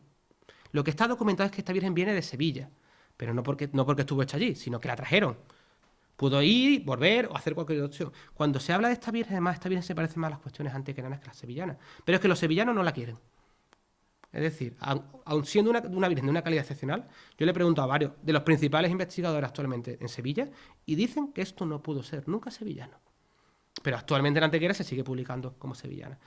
Todo esto es diferente, por ejemplo, en este caso, lo que se está haciendo en Málaga. Bueno, secuencia completa para que veamos Antequera, entre esto y esto es el mismo escultor, hay 30 años de diferencia. 1557, perdón, entre esto y esto, Antequera, Sevilla, Granada y Málaga. Una misma conciencia histórica. Esta foto es muy interesante. El primer Diego Márquez, 1757, el Diego Márquez barroco, el Diego Márquez clásico, 1757, 57, 87, Miguel Márquez, Sebastián Santos, creo recordar, el escultor sevillano del 18, Cristóbal Ramos, José de Mora y Lorenzo Ramírez. Este no lo conoce ni Rita tampoco. Este es un escultor malagueño que los investigadores malagueños no conocen. Es una obra documentada, firmada en el Museo Nacional de Escultura de Valladolid. Esto es el arte de Málaga y eso es el arte de Antequera. Seguimos pensando que es igual. Es decir, sin hacer comentarios profundos, ¿no? Vamos a seguir avanzando un poquito más. Bueno, simplemente para que veáis, por ejemplo, lo que hace la escuela sevillana en relación a las antequeranas, ¿no? Pedro de Mena, el siglo XVII malagueño o granadino, con el siglo XVIII antequerano. Dos personalidades, la cuestión de los paños. Diego Márquez, la Virgen del Carmen de Antequera en 1787 y la Virgen de los Ángeles, Andrés de Carvajal. La escuela escultórica antequerana siempre los paños ficticios, plegados al cuerpo, nunca hay paños aireados. Este concepto es importante, ¿vale? Nos vuelve a salir otra vez ella, que es curioso, es que no me canso de poner esta imagen, porque es que no puede ser más curiosa si la traemos a colación, ¿no? Más cosas, ¿no? Y voy avanzando para ir terminando ya. Bueno, me queda todavía un poquito, pero vamos rápido. Con respecto a los materiales, Antequera en el sentido pobre, es rica en lo que se hace, pero hay un predominio total de la madera. Hay algo de barro, aquí tenéis uno, de los pocos barros que hay en la ciudad de Antequera. Está documentado, 1555, Iglesia de San Francisco, Diego Márquez, ¿vale? Prácticamente casi ausencia total de los materiales pétreos. Alguna fachada por ahí, poquita cosa, es decir, esto lo tenemos que añadir a las iconografías anteriores, ¿no? La cuestión de la volumetría, el movimiento, el clasicismo y las manieras es muy importante, porque es una de las características esenciales del barroco de la escuela antequerana escultórica. Antequera es una escuela clásica granadina en el concepto del término, eso sí que es cierto, donde predomina la frontalidad, cierto hieratismo y donde no hay paños aireados. Cuando digo paño aireado es que el Cristo crucificado con un paño que le sube por aquí, ¿vale? Ahora nos saldrá un ejemplo. Eso nunca se da en la escuela escultórica antequerana. De hecho, los caracteres que son propios del barroco no se dan aquí. La multiplicidad de puntos de vista, la imagen envolvente, la teatralidad no se dan en la escuela escultórica antequerana. Para que entendáis lo que son los paños aireados, ¿vale? Este es el modelo de paño típico de la escuela antequerana. El paño de triple pliegue, particularmente del siglo XVIII, pero ya lo veremos en el XVI también, ¿no? Este es el del Cristo de la Misericordia, para que entendáis un paño sevillano. Cuando hablamos de paños aireados, hablamos de esto, es el cachorro, ¿vale? Para que lo veáis en este sentido, ¿no? Esto es matemático, me refiero, podéis comprobarlo. Estos paños no son iguales. En Antequera son muy constantes, podéis buscar la mayoría de los Cristos, los presenta, pero no se dan ni en Granada ni en Sevilla. Estoy considerando cosas muy específicas, ¿vale? Porque para que veamos algunas cuestiones, ¿no? Una cita, ¿no? En este caso algo que yo escribí, dice: la escuela de escultura antequerana es en esencia una escuela clásica, contenida con un marcado gusto por la frontalidad, con composiciones cerradas y perfectamente definidas. Se huye de los paños aireados, ya sean en ropas, purezas o mantos de las vírgenes y santos. Son angulosos y casi geométricos. En cierta manera, son ficticios e imposibles con respecto a la anatomía y se prestan, y sobre todo en el siglo XVIII, a los alardes técnicos, ¿no? Esto es la manera bonita que yo tenía para deciros todo eso que os estoy contando, ¿no? La cuestión del clasicismo en Antequera, insisto, es básica. Tampoco se había reflexionado hasta el momento, porque Antequera es una escuela escultórica clásica. Es decir, en la Antequera, el barroco, lo que entendemos como barroco como tal, en la escultura es de corte clásico, sosegado, frontal, es un poco reincidiendo en lo que hemos visto anteriormente. Para que lo entendáis perfectamente, creo que todos tenemos claro, ahora va a salir el ejemplo, que estos son, para que veamos la evolución completa de crucificados antequeranos, ¿vale? En este caso, el Cristo verde atribuido a Jerónimo Quijano, que algunos lo cuestionamos, José Hernández, un Cristo particularmente interesante del siglo XVII y el siglo XVIII. Están todas las centuras representadas. Son todos formalmente iguales. Y si seguimos añadiendo crucificados, a la continuación, ¿verdad? Todos los crucificados antequeranos son iguales. Son todos clásicos, son todos frontales, normalmente con la cabeza a un lado, sin paños aireados. Los Cristos del XVII son lánguidos y estrechos en las caderas. Este Cristo es diferente a esto, ¿vale? Para que no haya duda. Sigo poniendo ejemplos, no es el caso. Este es el Diego Márquez clásico que se fija en la obra de José Hernández. Fijaros los pliegues que se repiten. Entre estas dos obras hay bastantes relaciones. Para que veáis la diferencia entre la frontalidad de la escuela antequerana del clasicismo con respecto al barroco sevillano. Esta imagen es como muy representativa. Batería de imágenes para que tomemos conciencia, ¿no? Cristo barroco granadino del siglo XVI, del siglo XVII, con un Cristo antequerano del siglo XVIII. La lectura, las composiciones. Claro, este es un Cristo clásico, no es un Cristo barroco. El uso del cuerpo es un uso del cuerpo academicista. Nunca se podrá ver en el siglo XVII ese tipo de cuestiones. Seguimos sumando. Ejemplo paradigmático, el Cristo de las Penas, que no nos había aparecido hasta ahora. Es un Cristo rarito, porque este Cristo, que está cuasi documentado, no vamos a entrar en él, si lo vemos descontextualizado, diríamos que es un Cristo del siglo XVI. La rotundidad de la anatomía miguelangelesca no nos llevaría a decir que es un Cristo del siglo XVII, pero también es cierto que tenemos, por ejemplo, el Cristo del Silencio de Granada para poder compararlo, ¿no?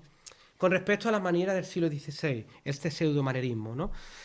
Los escultores antequeranos del siglo XVIII se retroalimentan en el fondo clásico de la propia ciudad. Claro, como no entendían la diferencia entre renacimiento y manierismo, lo que utilizan indistintamente. Es decir, cuando buscan algo clásico, buscan la Antequera del siglo XVI. No sé si conocéis este Cristo de aquí al lado, este. No está en Antequera, pero es un Cristo antequerano. Y está documentado, es una obra del Diego Márquez barroco, hacia 1755-57. Está en la iglesia de San Sebastián en Estepa. Es un Cristo importantísimo porque además nos permite establecer el proceso de evolución del Diego Márquez barroco al clásico. Aunque no lo parezca, y no es el momento, todos los caracteres formales que estamos viendo hoy son los que presenta el Cristo de la Misericordia cuando lo haga 20 años después. La misma imagen que hemos visto anteriormente. La cuestión de la policromía. Es decir, no me cansaré nunca de decirlo. Y de contarlo, porque además siempre pongo esta imagen, ¿no? Hay pocos sitios en los que se policroma tan bien, tan exquisitamente y que permita una perduración tan amplia como la cuestión de la policromía de la escultura antequerana. Es simplemente de una calidad suprema. Nuestros escultores, particularmente los del siglo XVIII, policromaban muy bien y le dan personalidad a la escuela. En este sentido, el uso de los frescores en el Cristo de la Misericordia, cómo enmarca todo este tipo, los rojos, las medias tintas, los medios tonos, estamos hablando de alardes técnicos que se desarrollan a lo largo de toda la anatomía, ¿no? He puesto uno por afinidades. El libro, que actualmente les he mencionado a todos, por si alguien lo quiere buscar, está disponible en internet, la tesis de Beatriz, ¿no? Insisto, estos matices, esta obra está documentada también en San Juan Neupocemo, el de Diego Márquez, la policromía de la Virgen de los Afligidos, original y además intacta. Es una de las grandísimas policromías. Estos frescores son los que podemos ver en el Cristo de la Misericordia. Probablemente esta obra se realizó entre 1787 y 1789. La corona está documentada. Y esta obra más o menos de la última fecha también de Diego Márquez, ¿no? Una obra más conflictiva en este sentido, el Cristo, llama un poco una foto un poco rara, ¿no? El Cristo de las Penas, un primer plano, para la redundancia, para que veamos la policromía. Aquí está más destrozado, evidentemente, ¿no? Y hay controversia si hay una policromía más antigua o no debajo, aunque esta podría ser la suya del siglo XVII. Los estofados, repetimos imágenes, que por cierto ya no ha salido anteriormente, alguna imagen, para que veamos. Tienen no solo que sean bonitos y buenos, sino que es que los que se hacen aquí son diferentes a los granadinos. Y si los comparamos, los de aquí con los de allí, son diferentes. Y la propuesta de periodización que hace la profesora Prado Campos, del libro que los he comentado anteriormente, llega a la conclusión de que aquí hay varios tipos, varios modelos que son propios de la escuela escultórica antequerana y no granadina. Tenemos escultores que trabajan en yeso, ya lo hemos comentado anteriormente, y la cuestión del retablo, importante también porque lo mismo que trae las peanas, Villar Movellán se pronunciaba histéricamente sobre los retablos, ¿no? Y decía: el mundo del retablo es muy revelador de dichas tensiones y de la incapacidad cordobesa para aportar algo creativo en esos años. Es duro, ¿no? Gracias a Dios, en Antequera eso no pasó. Nuestros retablos, por lo menos los del siglo XVIII, son particulares. Y tienen, cuando vemos un retablo antequerano del siglo XVIII, es diferente a los granadinos, a los sevillanos y al resto. Y además se exportan a la mayoría de los centros de las poblaciones andaluzas. Traigo algunos retablos antequeranos de finales del siglo XVIII, de Antonio de Palomo, creo recordar que son, ¿no? Por último, decíamos este tercer criterio que proponía Villar Movellán, ¿no? Finalmente, que la influencia de estos talleres irradie hacia las comarcas vecinas, de modo que se produzca la captación notoria de clientes y aprendices. Esto es muy importante, porque es que Antequera suministra obras y retablos a todo el centro de Andalucía. Y esto es innegable, y esto es algo que en Sevilla y en Granada no se había tenido en cuenta. Ahora traigo algunos datos para comentarlos, ¿no? De nuevo, la cita que tampoco tiene desperdicio, decía: no hay en los reinos aldeaños quien encargue obras en los talleres cordobeses, pudiendo hacerlo en Sevilla o Granada. El hombre se despachaba a gusto. Pero claro, yo añado, y nosotros añadiremos, pudiendo hacerlo en Sevilla, en Granada o en Antequera, como la actual historiografía pone de manifiesto, que Antequera era un centro exportador de obras de arte, particularmente escultóricas y de retablos. Hay muchísimos sitios, y ahora va a salir una nómina de poblaciones que dependen artísticamente de la ciudad de Antequera, ¿no?